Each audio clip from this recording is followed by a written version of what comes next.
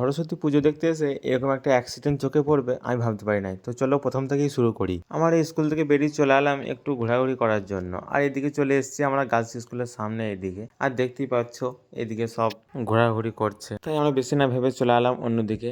আর দেখতেই পাচ্ছ এখানে আমরা এলাম একটু শুটিং করতে, আর এটা তোলার চেষ্টা করলাম কিন্তু তুলতে পারছি না, কারণ এটা লক লাগানো আছে। যাই হোক, আমি ওটাকে বেশি ডিস্টার্ব না করে আমি আবার একটু পোজ মারতে লেগে গেলাম। আর দেখতেই পাচ্ছ এই ব্রিজটা থেকে মানে ভিউটা কত সুন্দর লাগছে, খুব সুন্দর ভিউ। আমাকে তো ভালো লাগলো, তোমাদেরকে কি লাগবে জানি না। তো নিচে থেকে দেখো ভিউটা, নিচের অংশটা থেকে যা লাগছে অসাধারণ, কি বলবো। আর আমি বেশি লেট না করে তাই চলে এলাম ওখান থেকে নেমে। এখন আমি যাব নিচেই নেমে, কারণ আমার চাচাতো ভাইদেরকে বলছে খুব খিদে লেগে গিয়েছে। তাই আমি বেশি লেট না করে বাইকটাকে নিয়ে চলে এলাম একটা মিষ্টির দোকানে। আর সেখান থেকে কিছু মিষ্টি নিয়ে আমি দিয়ে দিলাম আমার চাচাতো ভাইদেরকে। ওরা যেটা পছন্দ সেটাই নিল, দিকে খেতে শুরু করে দিল। আর আমি বিল মিটিয়ে চলে এলাম বাইরের দিকে। আর এদিকে হাই স্কুলের সামনে আসতেই একটা চোখে পড়ে গেল অ্যাক্সিডেন্ট। আর দেখতেই পাচ্ছ এই যে ভাইটা, এই ভাইটা মোটরসাইকেল চালাচ্ছিল, আর মানে কি বলবো, নিয়ন্ত্রণ হারিয়ে অ্যাক্সিডেন্ট করে ফেলেছে এই বাচ্চা মেয়েটিকে।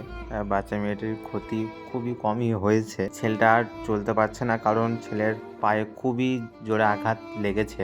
ওদের বাড়িতেও ফোন করতে হয়েছিল, তা আমি এদের বাড়িতে ফোন করে পুরো বিষয়টা জানাই ওদের ফ্যামিলিকে। কিছুক্ষণের মধ্যেই ওদের বাড়ির ফ্যামিলি সব চলে আসছে, কারণ ওদের বাড়িটা ছিল এই আশেপাশের মধ্যেই। তোমাদেরকে একটা কথা বলো ভাই, নিজের সেফটির মধ্যে গাড়ি চালাও, কারণ কার কখন কি বিপদ থাকে কেউ তো জানে না।